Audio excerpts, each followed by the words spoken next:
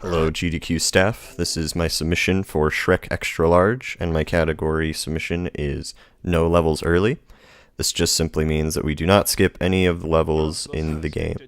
So this game is a 3D platformer where you play as Shrek, and your whole goal is to save Princess Fiona from the evil wizard Merlin.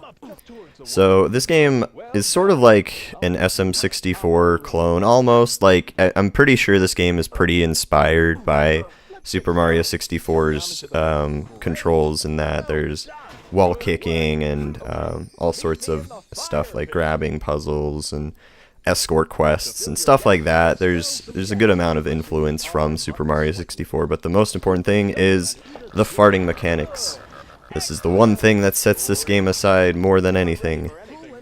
And we actually do use quite a bit of farting in this run, because there are some skips that are possible with the farting. But that was the first tutorial level that just shows us how to use the wall kicking mechanics, the fighting mechanics, and the farting mechanics.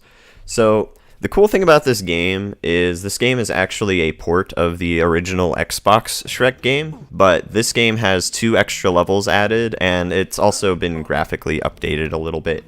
But yeah, it's basically the same game otherwise. So in this first level here, our first quest, we need to get across this lake, but there's a big invisible wall that prevents us from doing that. And so one way we can get around that is we can actually wall kick off of that route, and that skips a huge portion of that level. And then we just need to punch down that tree, and then this first quest here is an escort quest. We need to escort Hansel and Gretel back to their house made of candy, or to their doom, I'm not sure. But anyway, this would be one of the few times that it would actually be a great time for a donation. There's not too many times during the run where there's a lot of downtime where we're not explaining something. So we're coming up to the house made of candy here. There's a golden onion in there, and that will let us open up this gate that will let us get to the next mission. Opening the gate itself is an entire mission itself. There are 4 missions that you need to do to progress through every level, except for the tutorial level and the final level of the game.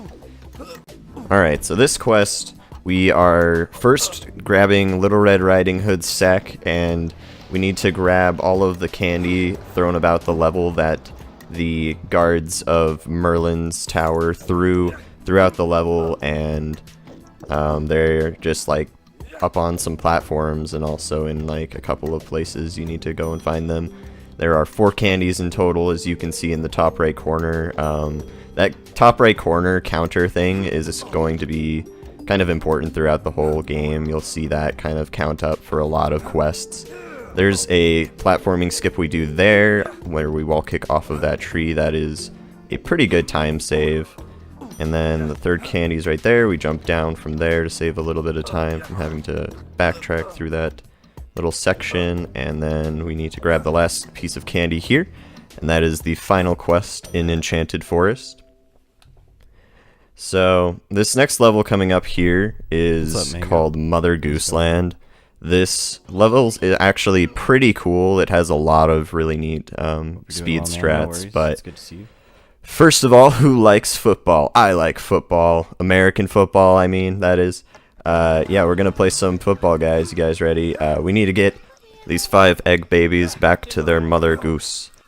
The aiming is a bit tricky to do in this, because you're kind of just jumping up the ledge there and kicking towards the nest, so you gotta kind of hope that they don't land on the side of the nest or anything. So once we grab all 5 of them, it will then bring up a little prompt that says good job. One thing that's kind of neat about that prompt is we can jump at the once it starts and save just a tiny bit of time.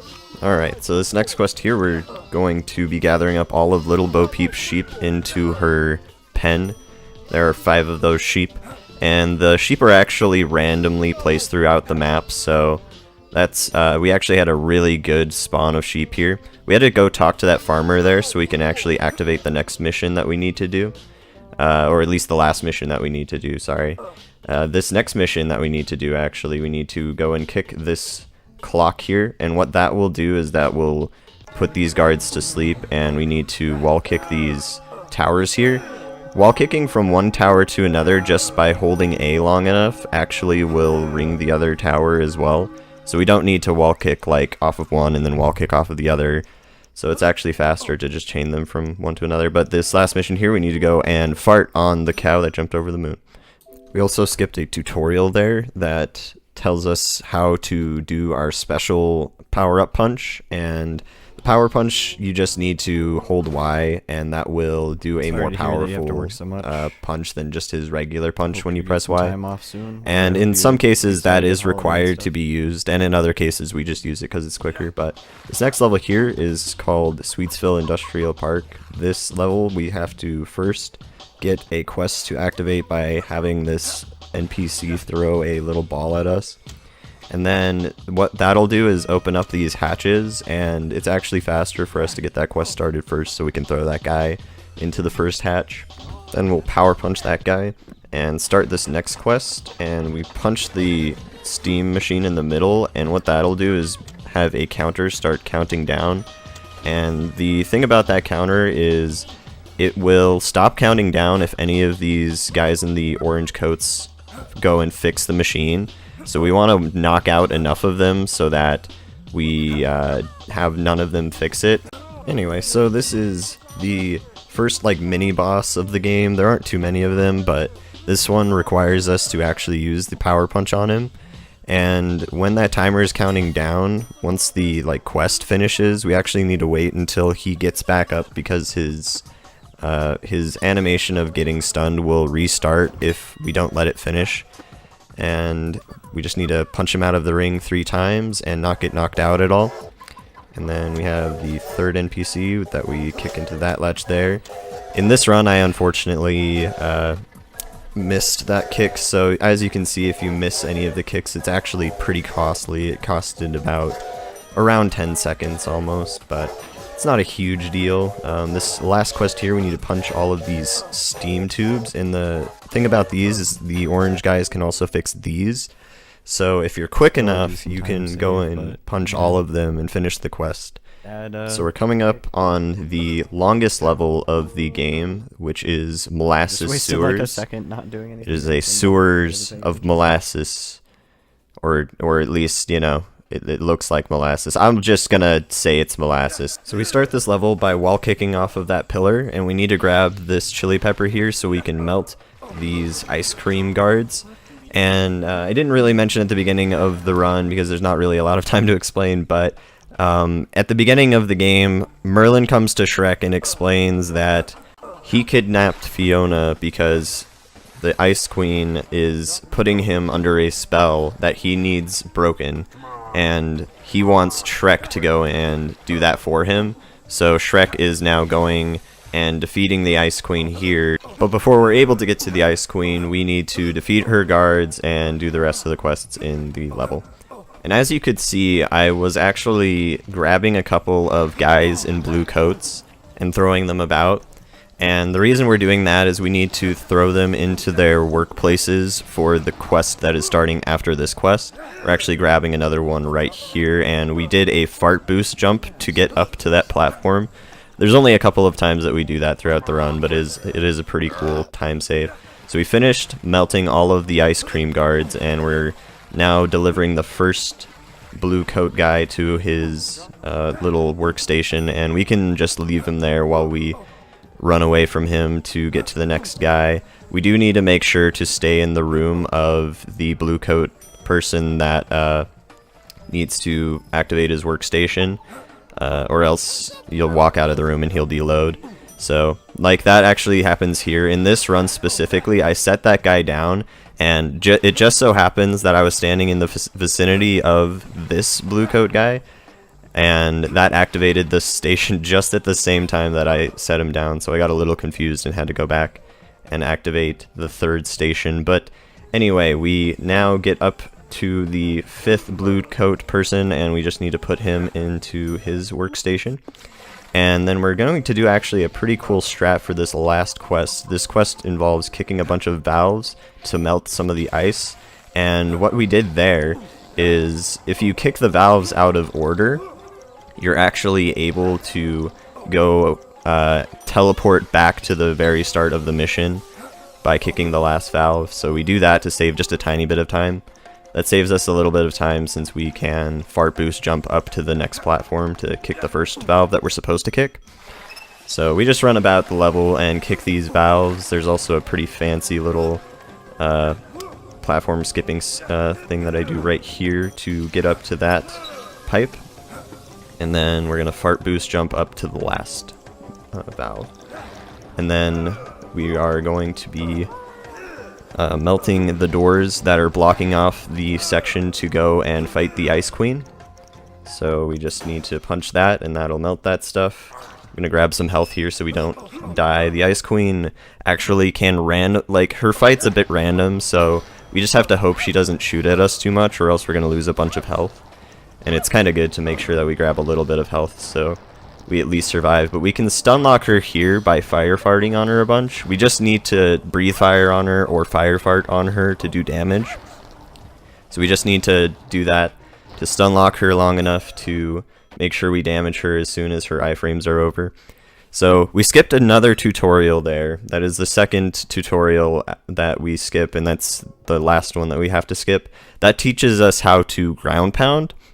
And what's really neat about these ground pounds is you're not really dedicated to the whole entire ground pound, so you can start the ground pound but not finish it.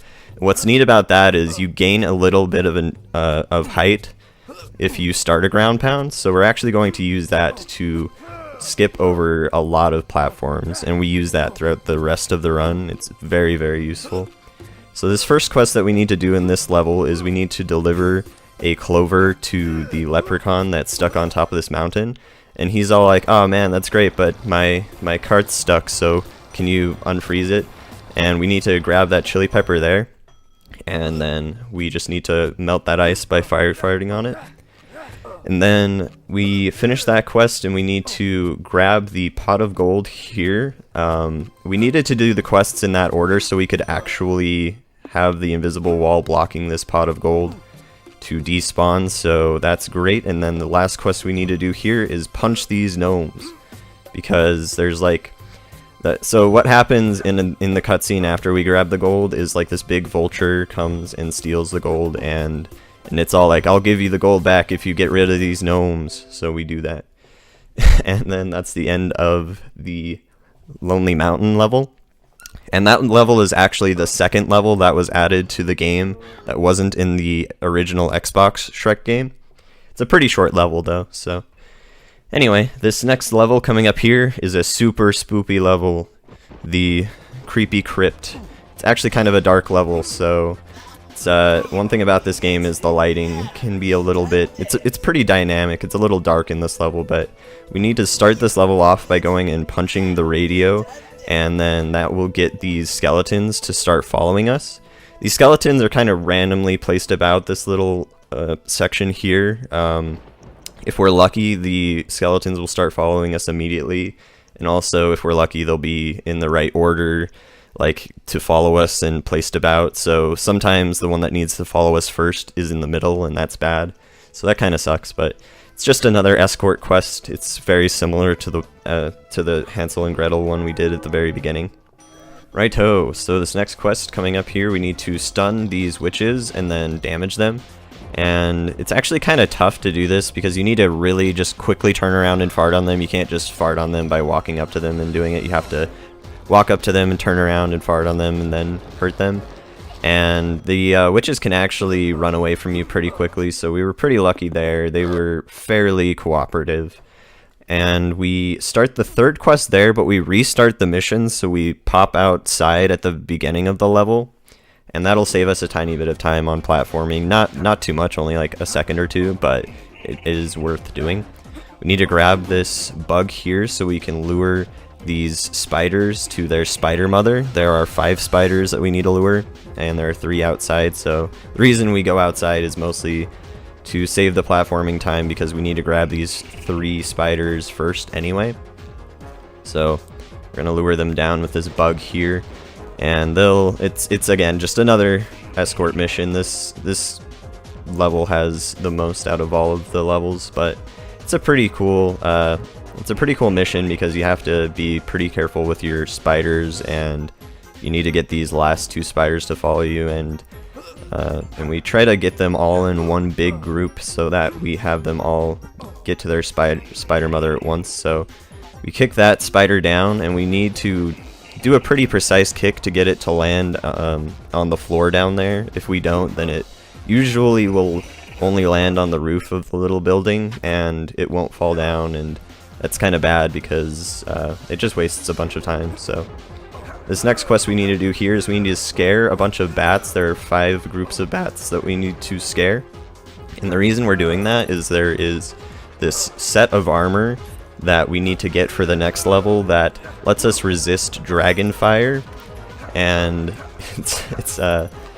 well, it's not for the next level, but it's for the level right after that, and yeah, it makes sense. But anyway, so we finished scaring all of those bats, and this next level coming up here is the first castle out of 3 castles, and there's only 3 levels remaining for the game as well. But the first castle that we storm here is called the Crown Prince Castle. This level is fairly short, but the first thing we need to do is drop that platform down and grab this jester.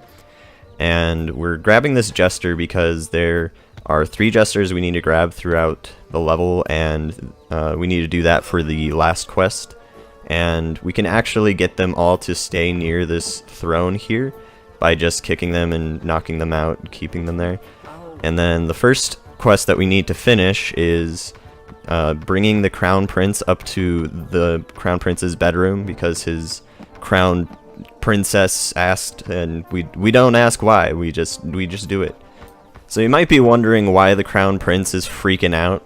It's mostly because normally when you are supposed to be bringing the Crown Prince up to his bedroom, if you're just holding him normally, you'll walk really, really slowly, but if you mash X to keep grabbing him while you're moving forward, you can actually bring him up to the bedroom at least like about 3 times quicker than normally just walking there. So it saves quite a bit of time.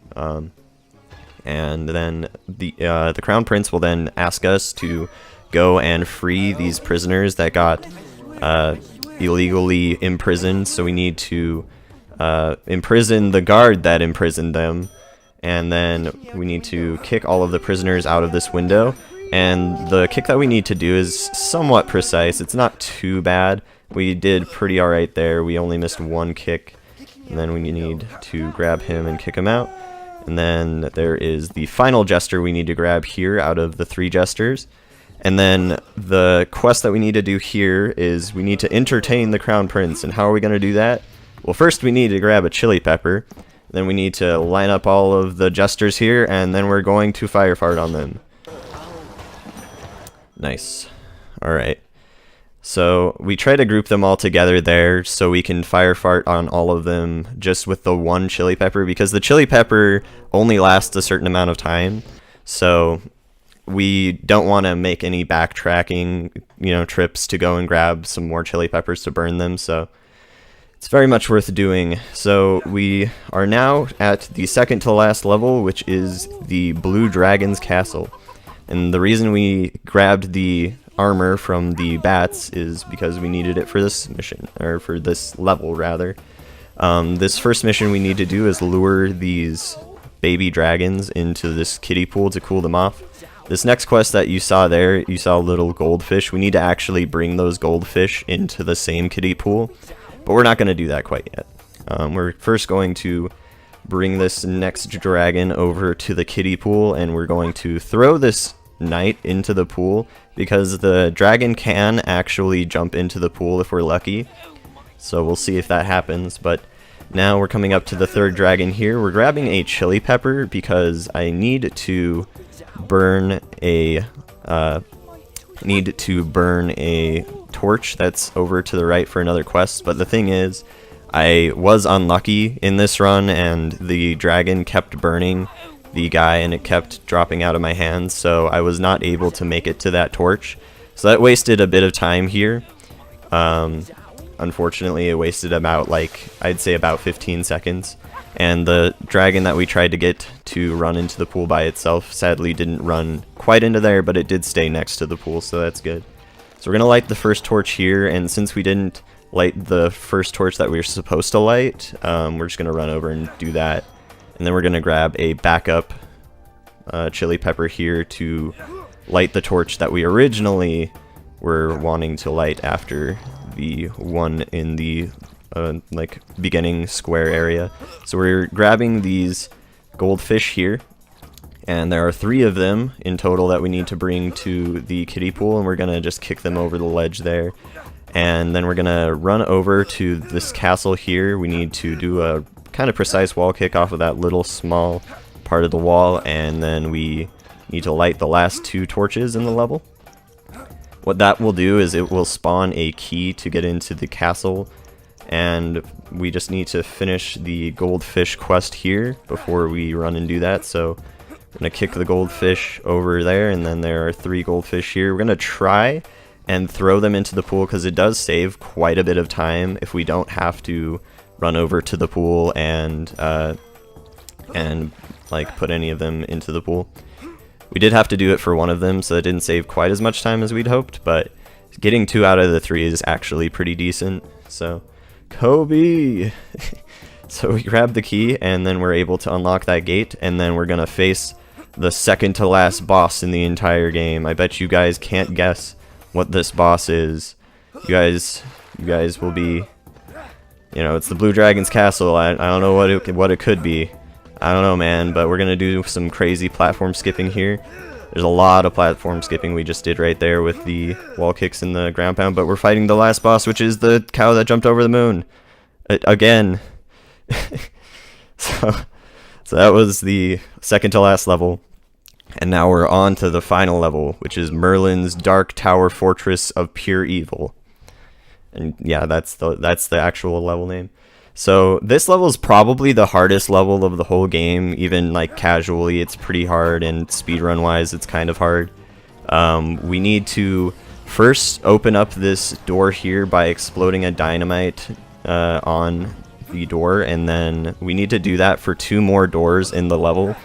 And these like fire knight guys will like throw fire at you, and if they hit you at all or hit your dynamite at all, then your dynamite will explode, and that's not good. We're actually going to do a pretty risky strat here, since it was kind of close whether or not I was going to PB on this.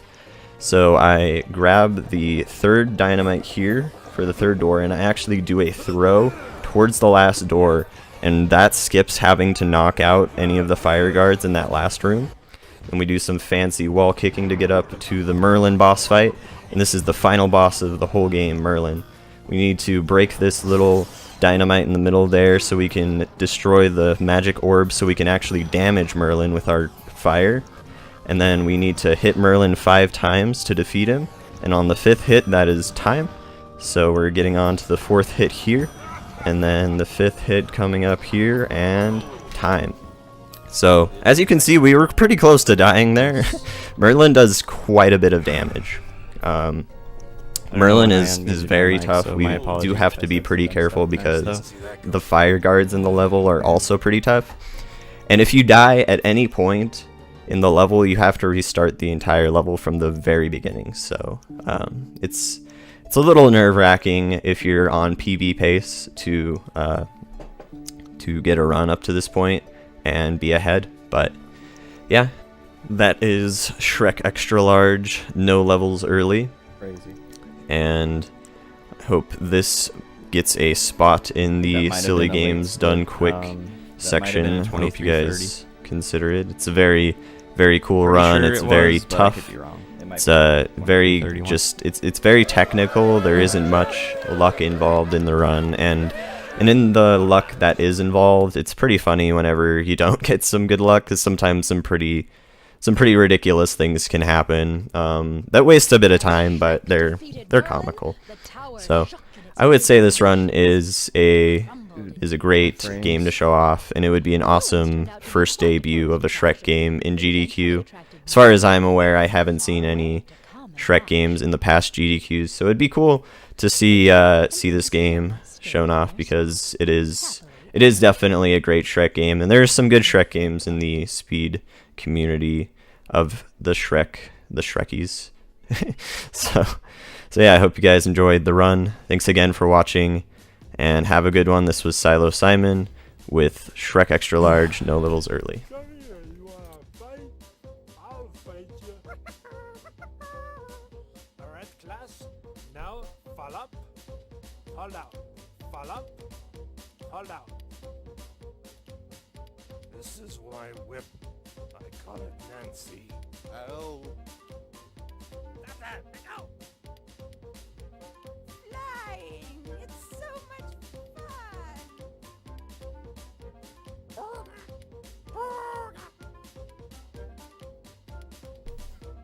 Come on, don't be so mean.